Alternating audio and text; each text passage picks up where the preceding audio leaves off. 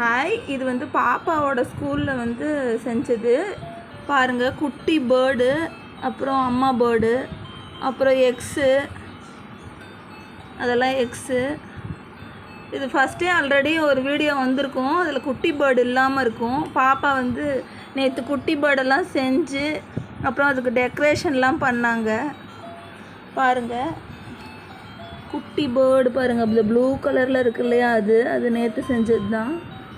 பெரிய bird already நீங்கள் பார்த்துருப்பீங்க. அப்புறம் சைடில் இருக்க டெக்கரேஷன்லாம் அவங்க பண்ணது. Okay, bye friends, thank you.